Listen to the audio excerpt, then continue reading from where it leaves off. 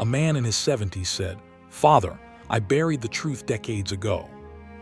He said it so quietly I almost missed it over the hum of the confessional fan. Just those 8 words, spoken like someone easing a coffin lid back into place. I'd been hearing confessions for 32 years, but that sentence landed differently. It didn't ask for forgiveness. It asked for a shovel. His name was Leonard Nowak. Everyone in the parish knew him as Len, the quiet Polish guy who came to the 7:30 a.m. Mass every day, sat in the same pew, third from the back on the left, always dropped a crisp $5 bill in the collection even though he lived on Social Security, and whatever he made fixing lawnmowers in his garage. White hair thin enough to see the pink scalp underneath, thick glasses, hands that shook a little from Parkinson's or guilt. I couldn't tell which yet. That Saturday he waited until every other penitent had left. I was kneeling on my side, rubbing the ache in my knees, thinking about locking up, when I heard the door on his side open and close. Then silence, long enough that I thought maybe he'd changed his mind. Then the whisper came through the screen. "Father, I buried the truth decades ago." I leaned closer. "Tell me, Len." He took a breath that rattled like dry leaves. It was 1973, July 17. I remember because it was my wife's birthday and I missed dinner. He stopped. I waited. You learn not to fill the silence for people carrying something this heavy. "I killed a man," he said, "and I got away with it." The air in the box changed, became thick, metallic. I felt it on my tongue. He kept talking, voice low, steady, like he'd practiced this in his head 1,000 times and was finally reading from the script. His name was Tommy Bielski. We grew up together, same block in Hamtramck, same confirmation class at St. Florian S. Tommy was always trouble, fast with his fists, faster with his mouth. After Vietnam, he came back worse. Heroin. Started boosting cars, breaking into houses. One night he came to my place drunk, waving a gun, said he needed money or the Poles from the bar on Joseph Campow were gonna kill him. My wife, Grace, was 8 months pregnant with our third. I told him no. He put the gun to her belly, said he'd shoot the baby if I didn't give him what I had. Len's breathing was shallow now, coming through the grill in little puffs. I kept the savings in a coffee can above the fridge, $2,000 for a down payment on a house in Warren. I gave it to him. He laughed, kissed Grace on the cheek like it was a joke, and left. Next week he did it again, and again. Grace started sleeping at her sister S. I started carrying a .38 I bought off a guy at the plant. July 17, hot, no air conditioning. Grace was at her mother S for the night because of her birthday. I was home alone, drinking Stro S, listening to the Tigers game on the radio. Tommy kicked in the back door around 11.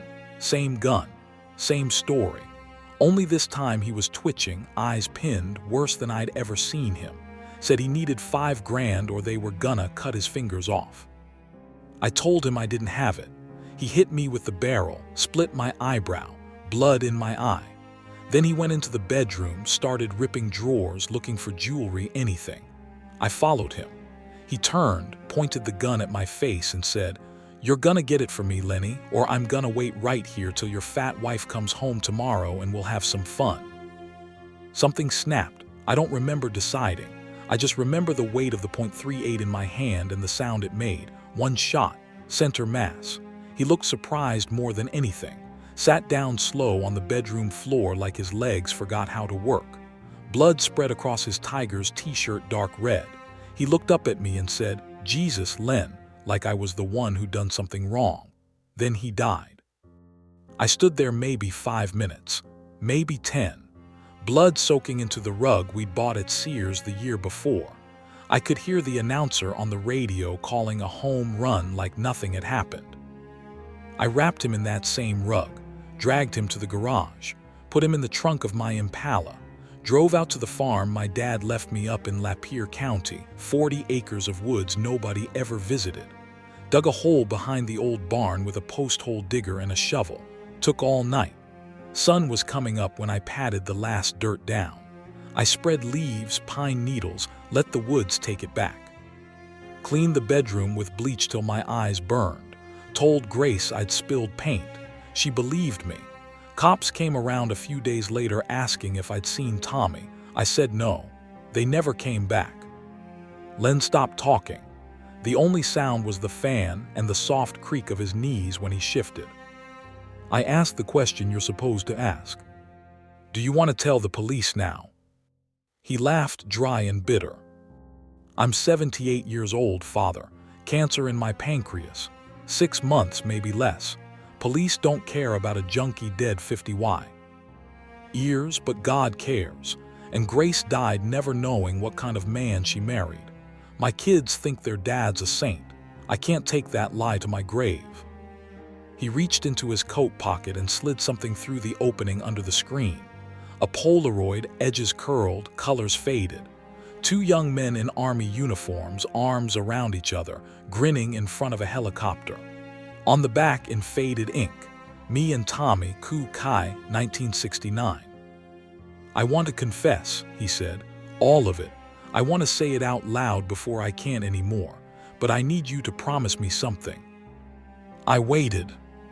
Don't let them dig him up. Let him rest.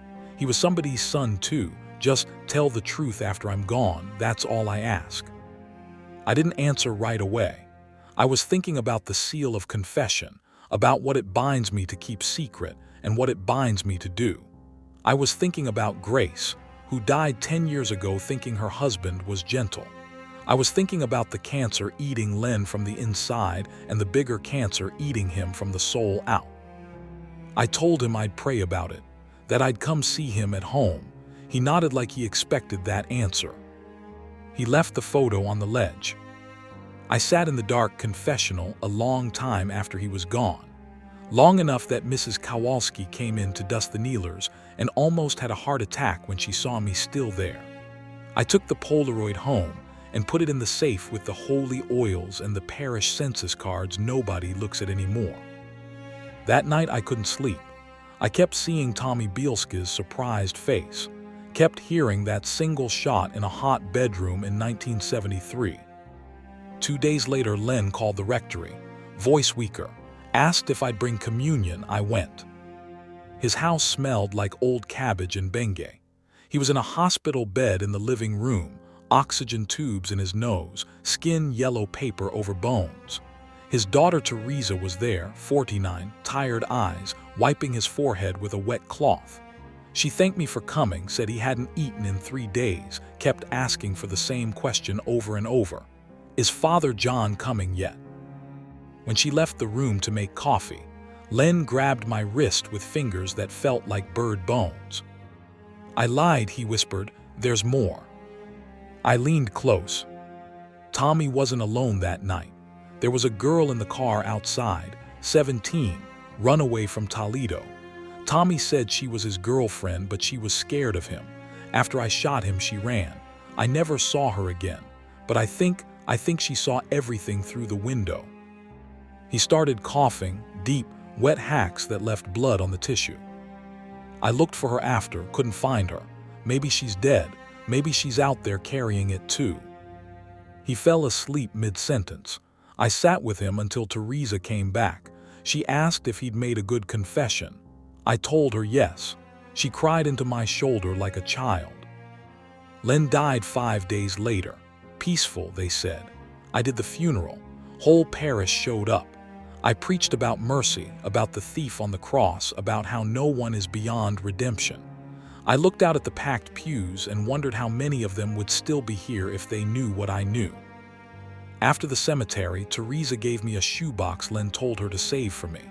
Inside, the .38 oiled and wrapped in oilskin, a map hand-drawn on yellowed graph paper, X marked in red behind a barn that probably isn't standing anymore, and a second Polaroid.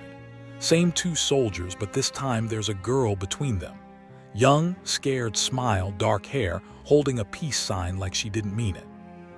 On the back, in Len's shaky handwriting, her name was Mary Catherine O'Donnell. If she's alive, tell her I'm sorry. I stood in the rectory kitchen holding that gun and those pictures, and for the first time in 32 years, I understood why some priests drink. Because the truth wasn't buried in Lapeer County. It was sitting right here in my hands, waiting to see what kind of man I am. I locked the shoebox in the safe that night and tried to pretend it wasn't there. For 8 days I succeeded. I said Mass, heard confessions, visited the hospital, buried 2 more parishioners, and told myself that Len's secret had died with him. The seal held. My job was done. Then Mary Catherine O'Donnell walked into my 7:30 a.m. Mass.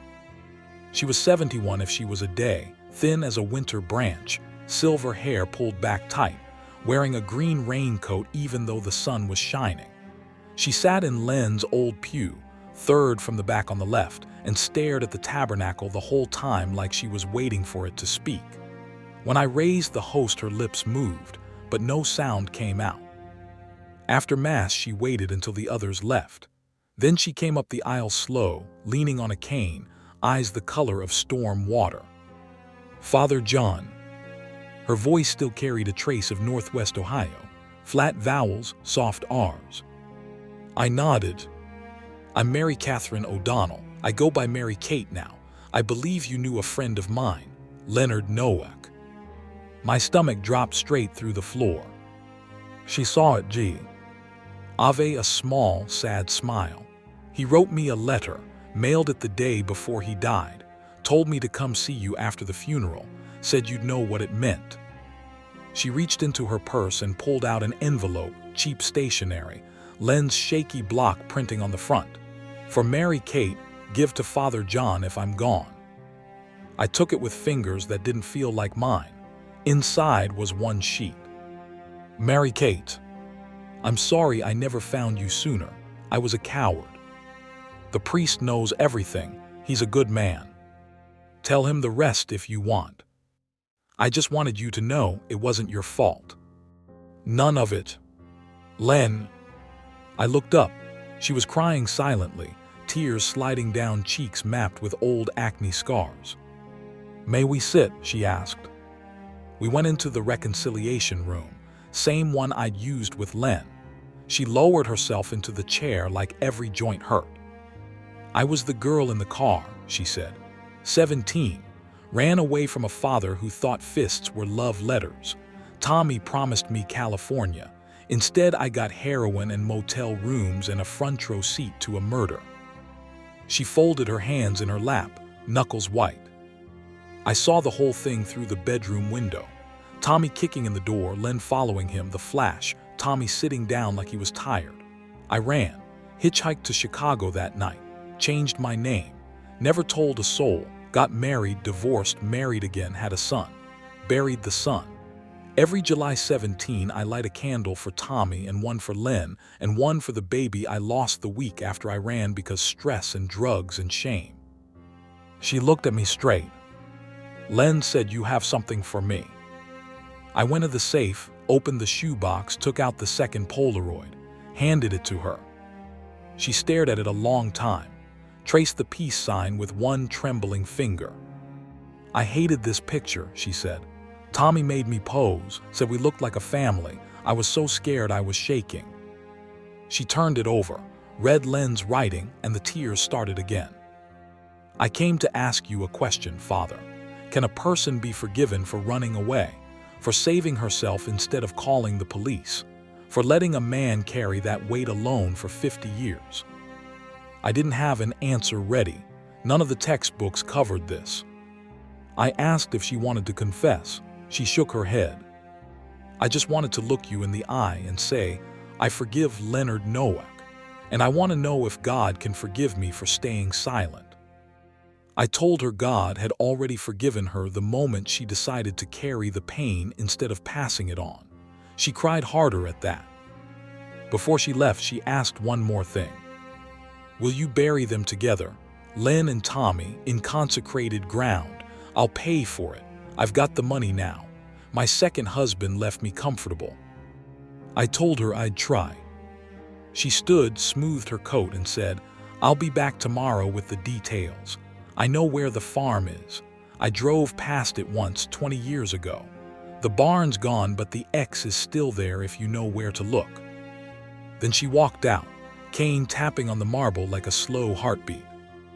That afternoon, I sat in the church alone and opened the map Len had drawn. 40 acres in Lapeer County, red X behind where the barn used to be. I stared at it until the lines blurred. I knew what I had to do. I called the only person I trusted with something like this, Detective Sergeant Mike Ramirez, retired now, but still the man who once sat with me while a 17-year-old confessed to arson. He listened without interrupting while I told him everything, no names, just the bones of it. When I finished, there was a long silence on the line. Finally, he said, "You want to dig up a body that's been in the ground 51 years on the word of a dying man and a woman who was an eyewitness minor at the time. You understand what that'll do to the parish, to you, to Len's kids." I told him I did. He sighed. "Meet me at the site Saturday at dawn. Bring the map. And bring a priest collar because God's gonna need a witness." Saturday we drove up in his pickup, just the two of us. No warrants, no department, just two old men with shovels and a metal detector borrowed from his garage. The property had been sold twice since Len owned it. Now it belongs to a hunting club out of Flint. We parked off the dirt road, walked in through the woods like we were looking for deer sign. The barn was gone, just foundation stones swallowed by sumac. We found the spot 20 yards behind, a slight depression under a stand of birch. Mike swept the detector, hit after hit. He looked at me and nodded. We dug for 4 hours. My back screamed, my hands blistered. At about 5 feet, the shovel scraped something soft. We switched to trowels. First came the rug, dark green with orange flowers, still recognizable. Then bones wrapped in what was left of a tiger's t-shirt. Skull with a neat round hole above the left eye. Mike stopped, wiped sweat, and said a quiet curse that wasn't a curse at all. We didn't need a forensic anthropologist to know it was Tom. Why? We filled the hole back in. Smoother this time, scattered leaves erased our tracks. Mike took the skull and a femur for DNA, nothing more. Said he had a friend at the state lab who owed him. Quiet extraction, no headlines. On the drive home, he asked what I planned to do with the rest. I told him I was going to give Tommy a name again. Mary Kate showed up the next week with a check for $15,000 and a death certificate she paid a lawyer to obtain. Tommy's mother had reported him missing in 1974. Case never closed. With that and Mike's quiet DNA match, we were able to petition the court for exhumation and reburial as an unidentified person who now had a name. The archdiocese fought me hard, said it would scandalize the faithful, reopen old wounds, cost money we didn't have. I told the vicar general I would resign and go to the free press if they blocked it. He backed down. We buried Tommy Bielski on All Souls Day in the next year. Small grave in the Catholic cemetery, military marker because he was a veteran. Mary Kate stood there in the same green coat, leaning on her cane, while I said the prayers over a casket that weighed almost nothing. Len's children didn't come. They'd cut me off the day the story hit the local news, couldn't forgive their father for not being the man they thought. Mary Kate placed 2 roses on the casket, one white, one red. Afterward, she took my hand and said, "Thank you for giving him back his name." I told her, "Thank you for giving me back mine." She died 3 months later, peaceful in her sleep, left instructions for her ashes to be buried in the same plot at Tommy's feet. The cemetery allowed it. I visit them both sometimes. The stones are side by side now. Leonard Stanley Nowak, beloved husband and father, 1929-2023. And below it smaller, Thomas Matthew Bielski, 1940-1973. Forgiven. People ask how a man who committed murder gets buried in consecrated ground. I tell them the same thing I told the bishop. Because another man spent 50 years digging the grave deeper inside himself every single day, and when he finally asked to be pulled out. That's what mercy looks like. It looks like 2 old men with shovels at dawn, and a woman who carried guilt across 5 decades and still found room for forgiveness. I still have the .38. It's in the safe, wrapped in the same oilskin. Sometimes, when the church is empty, I take it out and hold it, not because I want to use it, because I need to remember how heavy a single moment can be when you carry it alone. Len was right. Some truths you don't bury in the ground. You bury them in your marrow. And sometimes, if you're lucky, someone comes along with a strong enough back and a good enough heart to help you carry them into the light. I thought that was the end of it. 2 graves, 2 names restored, one old woman's ashes at the feet of the boy she once loved and feared. I thought the ledger was finally balanced. I was wrong. 6 weeks after Mary Kate's burial, a man came to the rectory at 9:15 p.m. knocked once, polite but firm. When I opened the door, he was standing on the porch in a dark overcoat, collar turned up against the March wind, hands in his pockets. Mid-50s, lean, gray at the temples, the kind of face that's forgotten how to smile. Father John Riley. His voice was flat, Midwestern, but something underneath it made the hair on my neck rise. I nodded. My name is Daniel Bielski. Tommy was my uncle. He let that sit there like a loaded gun on the table. I invited him in. We sat in the front room I never use, the one with the plastic-covered furniture from the 1980s. He refused coffee, refused to take off his coat, just sat on the edge of the couch, elbows on knees, staring at the crucifix on the wall like it had personally offended him. I read the article in the Free Press, he said, about the unidentified remains turning out to be my uncle, about the good priest who made sure he got a Christian burial. He looked at me then, eyes the same washed-out blue as the boy in the Polaroid. I want to know how you found him. I told him the short version, a deathbed confession, an old map, a promise kept. I left out the names of the living. He listened without blinking. When I finished, he reached into his coat and pulled out a manila envelope, thick, sealed with red evidence tape, laid it on the coffee table between us. My mother kept this locked in a safety deposit box for 49 years. She died last year. I'm the executor. He pushed it toward me. Open it. Inside were things I never expected to see again. The original missing person file on Thomas Matthew Bielski, Detroit Police Department, 1974. Yellowed statements. A grainy black and white of Tommy at 19, smirking at the booking camera, a ballistics report on a .38 slug recovered from a bedroom wall in Hamtramck, and at the bottom, a single cassette tape in a cracked plastic case labeled in faded marker. Mary, do not play unless I'm dead. Daniel Watt. Ched my face. My mother was a police dispatcher back then. She took the initial call from Tommy's mother, became obsessed, spent decades chasing rumors.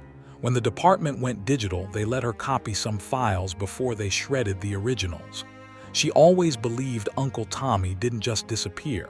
She believed he was murdered. He leaned forward. She also believed the murderer was Leonard Nowak. My mouth went dry. Daniel tapped the envelope. Mary Catherine O'Donnell gave a statement in 1975. Anonymous, mailed from Chicago, said she witnessed Leonard Nowak shoot Tommy Bielski in the chest during a robbery gone wrong. Described the house, the rug, the coffee can full of money, everything. But she was a runaway minor with needle tracks. No corroboration. Case stayed cold. He paused. Then last year, Mom got a letter. No return address. Inside was a photocopy of a deathbed note in Len Nowak's handwriting. Same shaky block letters. Said he was sorry, that he'd confessed to a priest, that the body was on the old family farm. Mom died before she could do anything with it. I didn't know what to believe until I saw your name in the paper. I felt the room tilt. Daniel's voice stayed flat, almost gentle. I'm not here for revenge, Father. I'm here for the truth, all of it. My mother spent her life trying to give her little brother a name again. You helped do that. But you also helped bury the man who killed him in the same cemetery. I want to know why." I thought about the seal. I thought about Len's trembling hand sliding that Polaroid under the screen. I thought about Mary Kate's question, "Can God forgive me for staying silent?" I made a decision right there on the plastic-covered couch. I told him everything. Not in confession breaking everything. I never said the words Leonard Nowak confessed to me. I said a dying man asked me to help return a missing soldier to his family. I said I did what I believed was right. I told him about digging at dawn, about finding the rug and the tiger's shirt, about burying what was left with the rites of the church, because that's what you do when a mother has waited 50 years to stop wondering. When I finished, he was quiet a long time. Then he said, "My mother used to say the worst thing wasn't that Tommy died. The worst thing was that somebody got to decide he didn't matter enough to look for." He stood up. "I'm not going to the police. I'm not going to the newspapers. I just needed to hear it from the man who dug the hole the second time." He left the envelope on the table. "Keep it or burn it, I don't care anymore." At the door he paused. "One more thing. My mom kept a journal. Last entry the day before she died, she wrote, 'If Len Nowak is still alive, tell him I forgive him. Tell him I hope somebody forgives me for hating him so long.'" He walked out into the wind without waiting for an answer. I sat in that room until the streetlights came on, holding the cassette I now knew contained a 17-year-old girl's voice describing the night her life broke in half. I never played it. I drove to the cemetery at midnight, alone, carrying a flashlight and a garden trowel, knelt between the two stones and dug a small hole at the foot of Tommy's marker, placed the cassette in a Ziploc bag, covered it, packed the dirt, said the de profundis over it like I was burying evidence and absolution at the same time. The next morning I got a call from Teresa, Len's daughter. She was crying, but not the angry tears I'd grown used to. "Father," she said, "I found a letter in Dad's things. He wrote it the week he died. He asked me to read it after a year." She read it to me over the phone, voice cracking. "To my children. I was not the man you thought I was. I took a life in 1973. His name was Tommy Bielski. I have confessed and been forgiven by God. But I will never forgive myself. If you can find it in your hearts to forgive me, visit his grave and leave a flower for his mother. She waited longer than I deserved. Love always. Dad." Teresa asked if it was true. I told her it was. She was quiet so long, I thought the call had dropped. "Then I hated you for a while, Father, but I think I understand now. Will you come with me to the cemetery? I want to leave those flowers." We went the following Sunday after Mass. Teresa, her brother Steve, and Steve's wife. They brought white carnations. Teresa laid them on Tommy's stone and said, "I'm sorry my father took your uncle from you." Steve laid his on Len's stone and said, "I'm sorry I judged you before I knew the weight." Nobody cried. We just stood there in the cold sunshine while the wind moved the bare branches overhead. On the drive back, Teresa asked if I believed people can change. I told her I'd watched a man carry a murder for 51 years and still get up every morning to receive communion. If that's not change, I don't know what is. She nodded, wiped her eyes, and said, "Then maybe there's hope for all of us." That night I went back alone, knelt between the stones again, spoke out loud to whoever was listening underground. "Len, your kids came. They brought flowers. Tommy, your sister forgave the man who killed you. Mary Kate, your ashes are home. I think we're square." The wind answered, of course. Just the wind and the distant sound of traffic on I-75. But I slept better than I had in years. I thought that really was the end. Then last month, a young man showed up for the 7:30 Mass, 25, maybe 26, wearing a cheap suit that didn't fit right. Sat in the same pew Len used to occupy. waited until everyone left, same as Mary Kate had. When he walked up the aisle, I knew before he opened his mouth. Same washed-out blue eyes. "Father," he said, "my name is Thomas Daniel Bielski III. My grandfather was the detective's son. He died when I was little, but he told me stories about his uncle who never came home from the war inside his head." He reached into his jacket and pulled out a small wooden box. "My dad kept this, said to give it to the priest who finally brought Uncle Tommy home." Inside was a Bronze Star medal, ribbon faded, and a photograph I'd never seen. Tommy in dress greens, young and sober, shaking hands with a general. On the back, in handwriting I didn't recognize, "For Courage Under Fire, 1969. The young man looked at me. "I'm enlisting next month, Army. I just wanted you to know the story didn't die with my great uncle. It changed things for all of us." He placed the medal on the altar steps, turned and walked out. I picked it up. The medal was warm from his hand. That night I took it to the cemetery, laid it between the two stones where the carnations had long since withered. Two men who hated each other in life, sharing the same small patch of earth, one medal between them now. I think Len would have liked the irony. I think Tommy might have laughed. And for the first time in 51 years, nobody is carrying the whole weight alone anymore. I thought the circle had closed. Bronze Star on the grass, carnations long gone, two families finally breathing the same air without choking on it. I even started sleeping through the night again. Then, 3 weeks ago, the past knocked one last time. It was a Thursday, rainy, the kind of cold drizzle that gets inside your bones. I was locking the church after the 5:30 Mass when a woman stepped out of the shadows by the side door.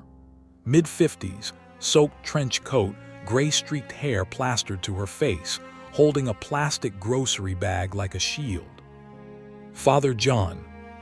Her voice cracked on my name. I recognized her immediately, even after all these years. Teresa's oldest daughter, Christine, the one who used to serve at the children's mass when she was 10.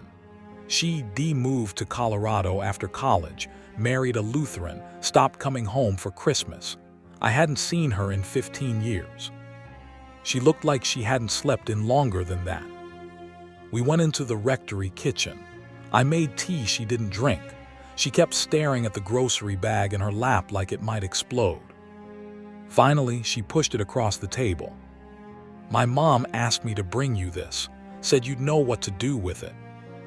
Inside was a small metal lockbox, green paint chipped, the kind people used before home safes. A key was taped to the top. Teresa's handwriting on a yellow post-it, "For Father John, only after I'm gone." Teresa had died 2 nights earlier, quietly in her sleep. Heart just stopped. The funeral was Saturday. Christine had flown in that morning, found the box in her mother's nightstand with the note. I opened it with hands that suddenly felt too big. Inside, a stack of letters tied with twine, a small spiral notebook, and a flash drive in a plastic case labeled simply 1973. Christine's voice was barely above a whisper. Mom started writing to Grandpa Len after she forgave him. Every week for the last year and a half. He never answered, but she kept writing anyway. When she got 2 weeks, she asked me to read them to her. She wanted to make sure I understood. She swallowed. Then last month she told me there was one more thing. Said Grandpa had given her something the week he died. Made her swear not to open it until she was ready to forgive him completely. She said she finally was. I opened the notebook. Teresa's neat Catholic school cursive filled every page. Entries dated from the day after the cemetery visit with the carnations. I read the first line out loud. "Dad, I hated you for a while. Then I realized hate is just love with nowhere left to go." I stopped, looked at Christine. She was crying without sound, same way Mary Kate had. I turned the pages slowly. Teresa had written everything. Her memories of growing up with a father who flinched at loud noises, who bleached the bedroom rug every spring even though it was 20 years old, who cried at war movies and never explained why. She wrote about finding the gun in his sock drawer when she was 12 and being told it was for protection. She wrote about the day I called to tell her Len was dying and how she almost didn't come to the hospital because she was afraid of what he might say. And then, near the end, a longer entry dated 3 weeks before her own death. I found the strength to ask Grandpa the question I was always too scared to ask. Why didn't you turn yourself in? He looked at me with those watery blue eyes and said, because your grandmother was pregnant with you, Chrissy, and I was terrified the courts would take me away from the only good thing I ever did with my life. I chose you kids over justice. I've been paying the interest ever since. I closed the notebook. My chest felt hollow. Christine wiped her face with the sleeve of her coat. There's one more thing. She took the flash drive. Mom made me promise to watch this with you.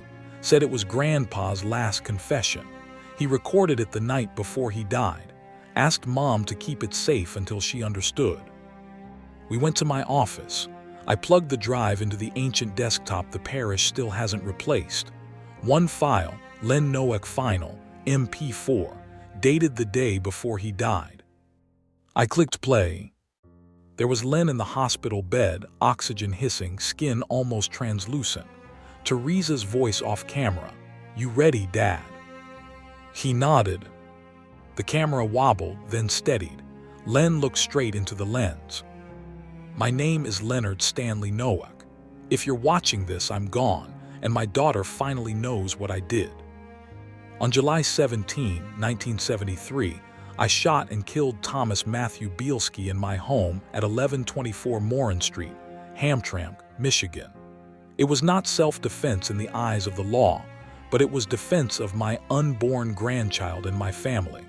I have lived with that distinction for 50 years. I buried Tommy on my father's farm because I was too afraid to face what I'd done. I let his mother wonder for the rest of her life. I let Mary Kate carry terror she never deserved. I let my children grow up believing their father was someone he was. Father John Riley heard my confession and kept his promise to a dying man. He gave Tommy back his name. I hope someday my children can give me back mine. If there is mercy after this life, I beg it. If there is justice, I accept it. But please, God, let my family keep whatever love they can still spare for a coward who tried, too late, to become brave. The video ended with Len's labored breathing and then silence. Christine and I sat in the dark office a long time. Rain ticked against the window. Finally, she spoke. I don't know what to do with this, Father. Part of me wants to burn it. Part of me wants the world to see what forgiveness actually costs.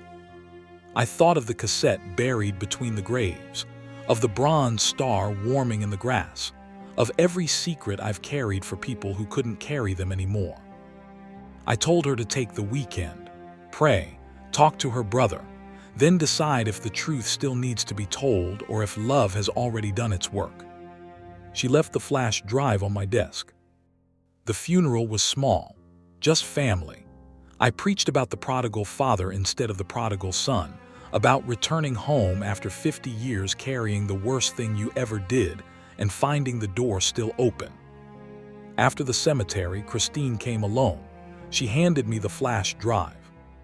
Mom's last words to me were, "Tell Father John the story is finished." I asked what she wanted done with it. She said, "Whatever you think Len would have wanted." That night I drove to the cemetery one last time, knelt between the stones in the freezing rain, dug a second small hole beside the cassette, placed the flash drive in another Ziploc, covered it, pressed the dirt-smooth stone on top so the grass will grow back the same. Then I spoke out loud to the dark and the dead. Len, your daughter forgave you. Tommy, your nephew carried your medal. Mary Kate, your ashes are home.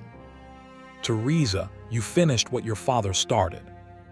The truth isn't buried anymore. It's planted, and something is growing. I stood there until my knees went numb. When I got back to the rectory, I opened the safe for the last time, took out the .38, walked to the Detroit River before dawn, and threw it as far as my old arm could manage. Watched it disappear under the black water. I don't need the weight anymore. Some truths you don't bury in the ground.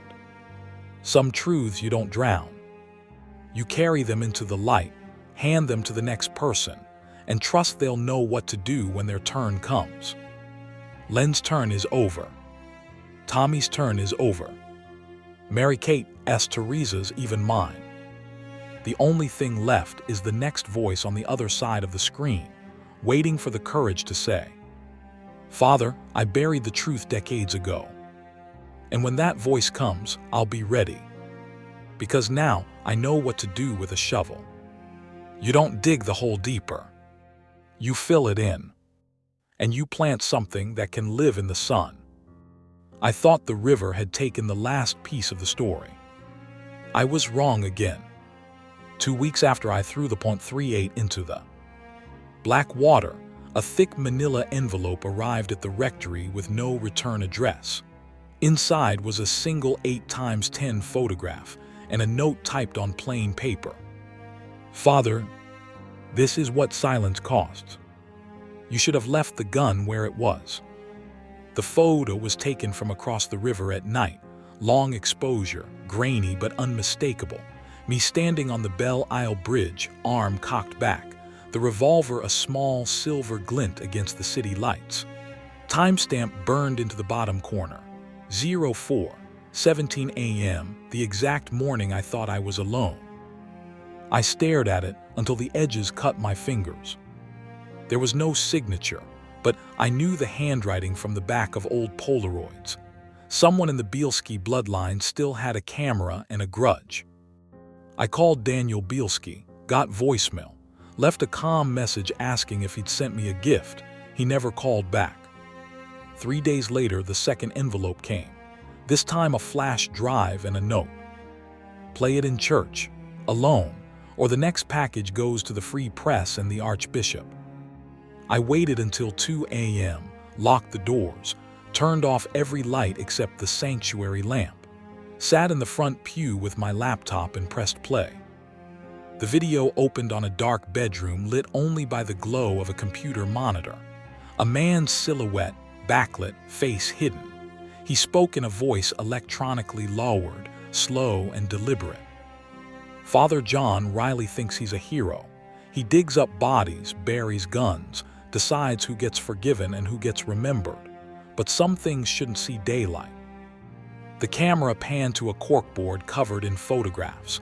Me leaving the rectory, me at the cemetery kneeling between the stones, me on the bridge throwing the gun, me asleep in my bed with the window cracked open.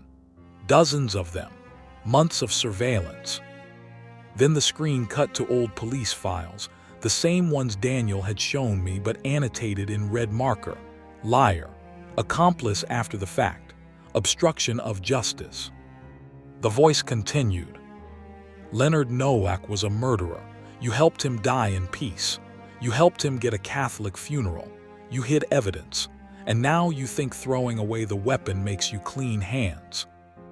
The final shot was a close-up of the bronze star lying between the graves, but someone had scratched the word murderer across Tommy's name with a nail. The video ended with white text on black. "You have 30 days to resign and leave the priesthood, or everything goes public. The seal of confession doesn't cover conspiracy." The screen went dark. I sat in the empty church until the sanctuary lamp flickered like it might go out. Then I did the only thing I could think of. I called Mike Ramirez, retired or not. He came within the hour, looked at the video, listened to me without interrupting, then said 3 words. "Blackmail felony." He took the flash drive, told me to sit tight, disappeared into whatever back channels old detectives still have. 2 days later, he called me from a burner. "It's worse than blackmail. The kid running this is Thomas Daniel Bielski III, the one who gave you the medal. He's been spiraling since his father's death last year. PTSD from Afghanistan, medical discharge, hooked on painkillers. He's convinced himself you robbed his family of justice twice, once by protecting Len, once by sanctifying him. He's not bluffing.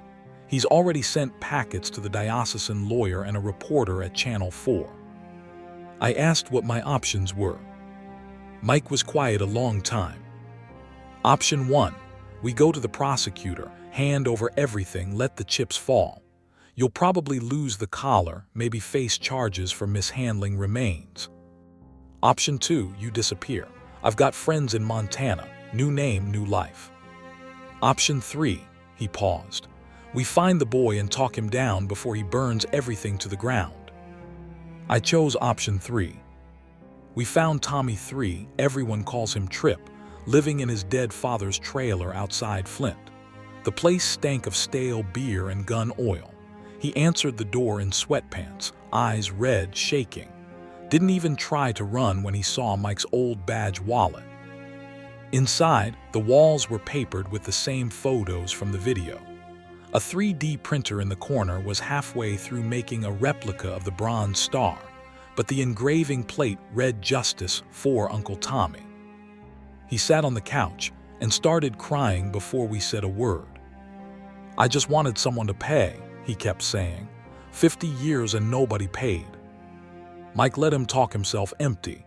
Then he asked the question that changed everything. Trip, who told you throwing the gun away was wrong? Trip looked confused. My dad, before he died, said Father John was covering for a killer, said if anything ever happened to him, I had to make it right. Mike and I exchanged a look. Trip's father, Daniel, had died of an overdose 8 months earlier, supposedly accidental, but the autopsy Mike quietly pulled showed fentanyl levels that didn't come from pills. Someone had been feeding Daniel poison and ideology for months before he died. Someone who wanted the story to stay radioactive. Mike took Trip's laptop, found an encrypted messaging app and a contact saved simply as M. Last message, dated the night Daniel died. He's ready. Tell the kid the priest is the enemy. We finish what Len started. Mike looked at me and said, this isn't about 1973 anymore. Someone's using a 50-year-old murder to settle a brand new score. We took Trip to a motel under Mike's name, dried him out, got him into a VA program the next morning. He gave us the laptop willingly, asked only one thing. When you find who killed my dad, tell them I forgive them. I'm tired of carrying it. Mike worked his contacts for 10 days straight. Old favors, new debts. Finally got a name.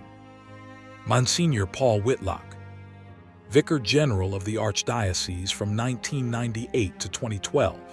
The man who fought me hardest when I wanted to bury Tommy in consecrated ground. The man who told me it would scandalize the faithful and cost the diocese money. Turns out Whitlock had a secret of his own. In 1974, he was a newly ordained associate at St. Florian's in Hamtramck, Tommy Bielski's home parish. Tommy's mother came to him weeping, begging him to find her son. Whitlock did nothing, too busy climbing. When the missing person file landed on his desk years later as part of a records purge, he buried it deeper, made sure it never saw daylight. Then I came along and dragged it all back up. Whitlock retired to Florida with a nice pension and a nicer secret. When the story hit the papers, he panicked. Started feeding Daniel Bielski just enough truth mixed with venom to keep the wound bleeding. When Daniel overdosed, accident or not, Whitlock shifted to the grandson, radicalizing a grieving veteran with forged documents and promises of real justice. Mike flew to Sarasota with 2 U.S. Marshals and a warrant. Whitlock folded in 20 minutes. Plea deal for conspiracy and evidence tampering. He'll die in prison. Trip entered treatment last week. Sent me a letter from the VA psych ward. Father, I was going to get clean. Then I going to enlist in the honor guard. I going to stand post at Uncle Tommy's grave on Veterans Day and every day they let me. Thank you for showing me forgiveness isn't weakness. It's the only weapon that ever worked. I read it in the confessional same booth where Len started it all, and I cried like a child. Yesterday, I went to the cemetery one last time. The grass has grown thick and green over both graves. Someone tripped, I think, had placed a small American flag beside the bronze star and a single white rose that hadn't wilted yet. I knelt and spoke to all of them at once. Len, you're free. Tommy, you're named. Mary Kate, you're remembered. Teresa, you finished the race. Tripp, you laid down the burden. And Monsignor Whitlock, I hope someone visits you too. Because I finally understand. The truth doesn't need me to protect it anymore. It just needed me to stop burying it. I stood up, brushed the dirt from my knees, and walked back to the church. The 7:30 Mass is in 20 minutes. There's a new person in Len's old pew, third from the back on the left. They're waiting for me to open the confessional. And for the first time in 51 years, I'm not afraid of what they might say. Because I know how the story ends now. It ends with an empty hole, a filled grave, and a heart big enough to hold both. I used to think confession was about the past. I was wrong. It's about the future. 3 months after Tripp's letter, I opened the church at 6:00 a.m. as always. The air was still cold enough to see your breath. One person was already waiting on the front step. A man in a dark parka, hood up, hands deep in pockets. When he turned, I saw the face of Thomas Daniel Bielski III, Tripp, clean-shaven, eyes clear, 30 pounds heavier than the last time I saw him, wearing the dress blues of the Army Honor Guard. He saluted, crisp, perfect. I'm on leave for 72 hours, Father. I have something to return. He reached into his coat and pulled out the bronze star, ribbon freshly replaced, the scratched word murderer polished away until the metal shone like new. I had it re-engraved, he said, on the back. He handed it to me, the reverse now read, "To the men who carried each other home. 1973-2025.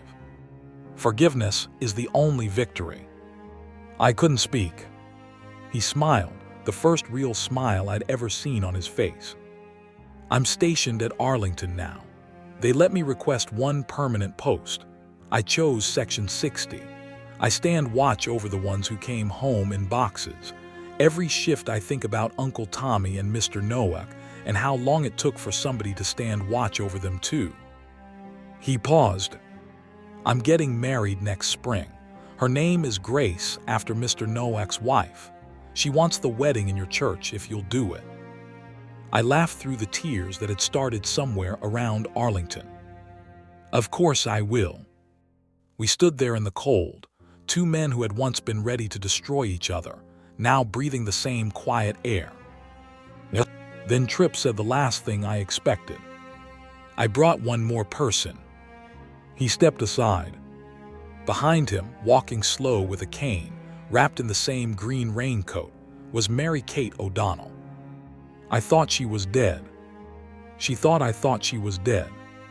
Turned out she'd had a stroke the winter after her ashes were buried, lived, moved to a nursing care in Toledo under her niece's name. Tripp had found her through VA records. She'd listed him as next of kin after his father died, the last loose thread of the family she'd run from at 17.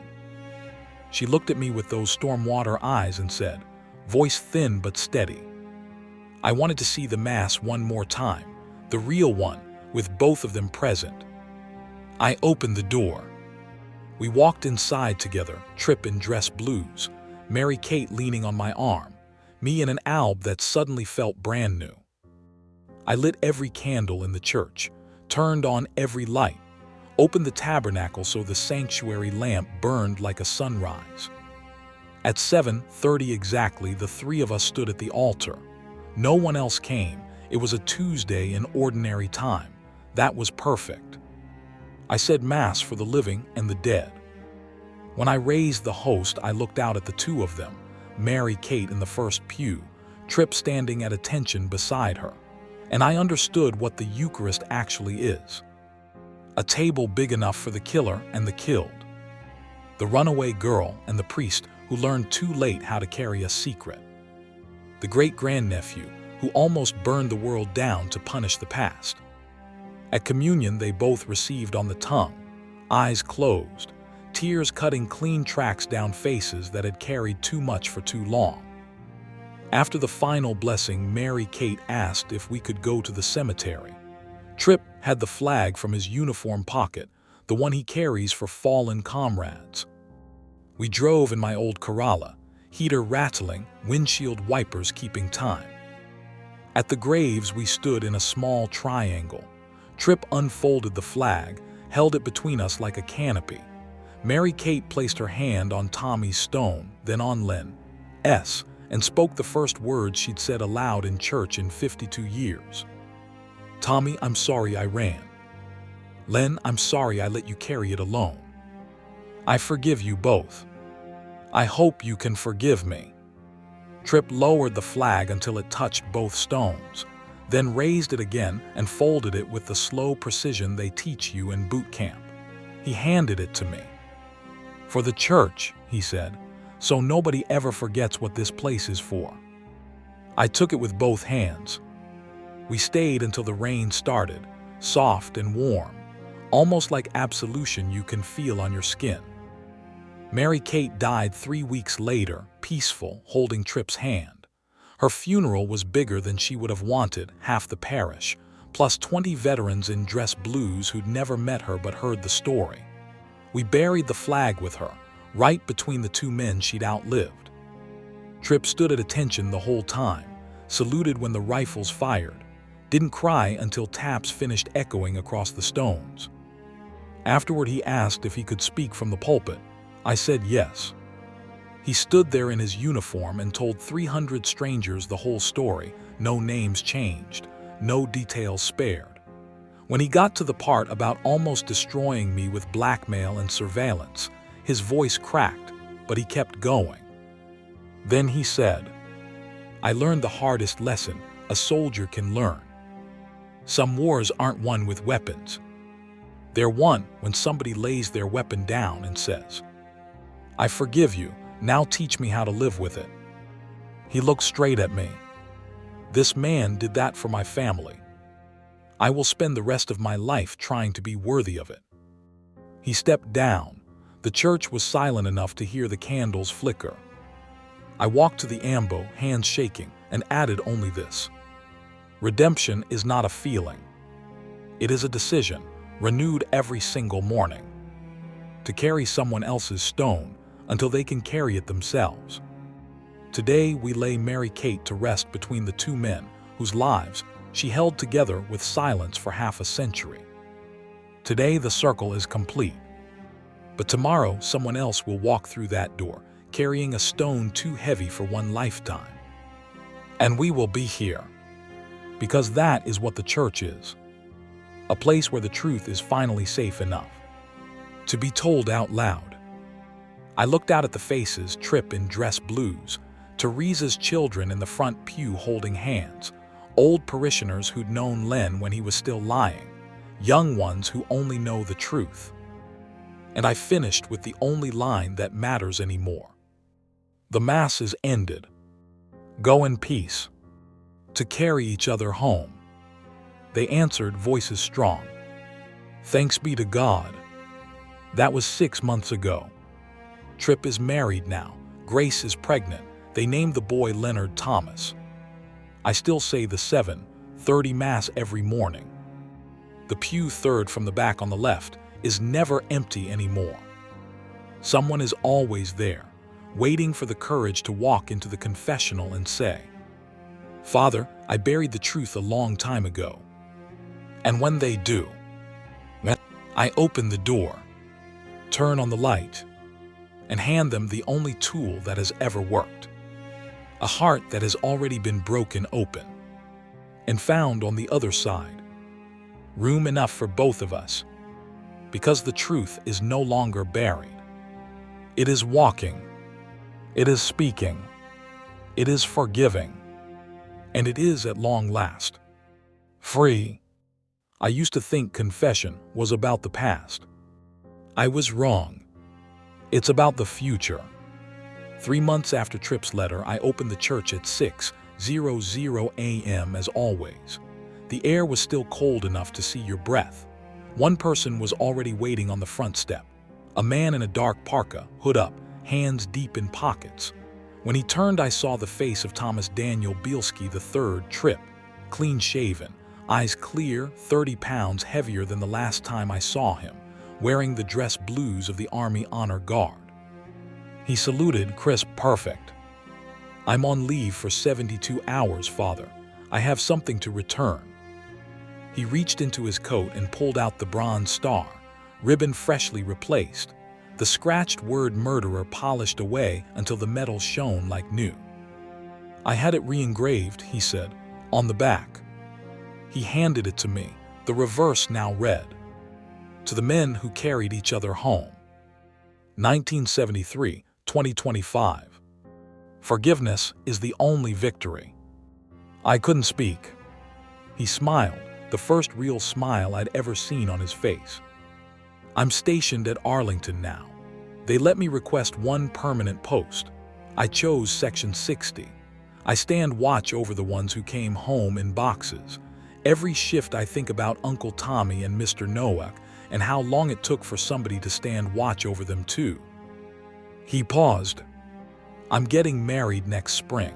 Her name is Grace, after Mr. Nowak's wife. She wants the wedding in your church if you'll do it." I laughed through the tears that had started somewhere around Arlington. "Of course I will." We stood there in the cold, two men who had once been ready to destroy each other, now breathing the same quiet air. Then Tripp said the last thing I expected. "I brought one more person." He stepped aside. Behind him, walking slow with a cane, wrapped in the same green raincoat, was Mary Kate O'Donnell. I thought she was dead. She thought I thought she was dead. Turned out she'd had a stroke the winter after her ashes were buried, lived, moved to a nursing care in Toledo under her niece's name. Tripp had found her through VA records. She'd listed him as next of kin after his father died, the last loose thread of the family she'd run from at 17. She looked at me with those stormwater eyes and said, voice thin but steady, "I wanted to see the mass one more time, the real one, with both of them present." I opened the door.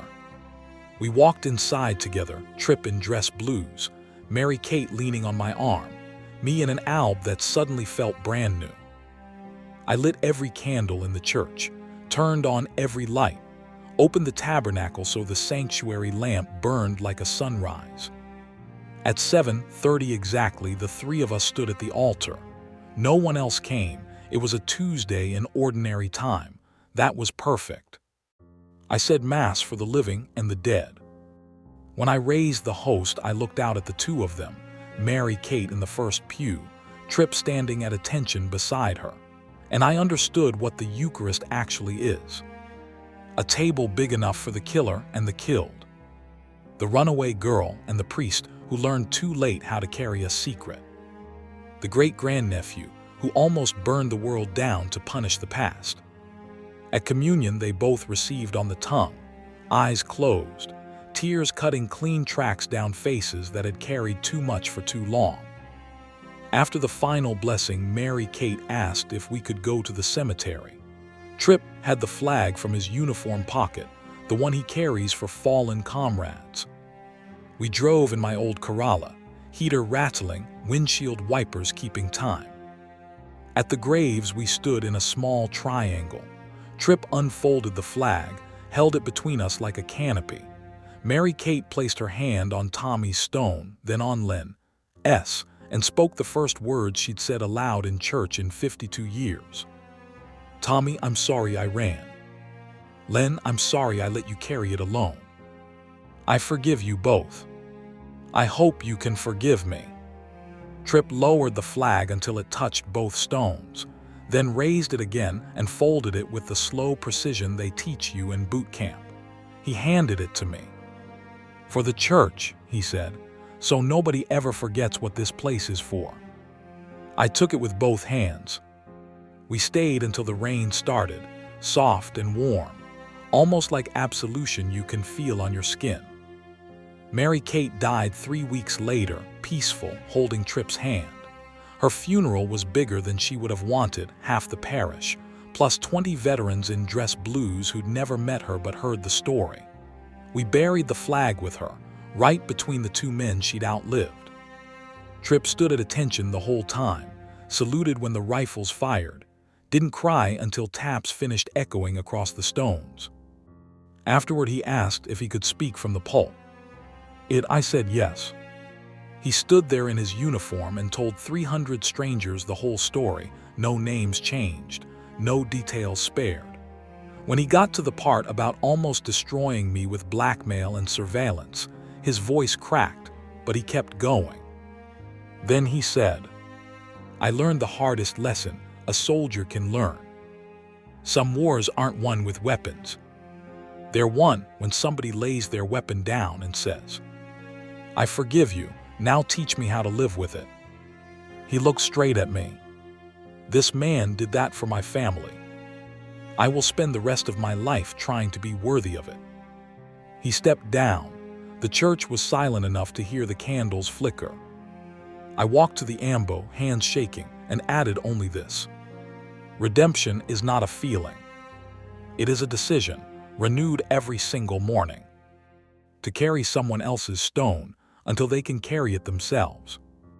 Today we lay Mary Kate to rest between the two men whose lives she held together with silence for half a century. Today the circle is complete. But tomorrow someone else will walk through that door, carrying a stone too heavy for one lifetime. And we will be here.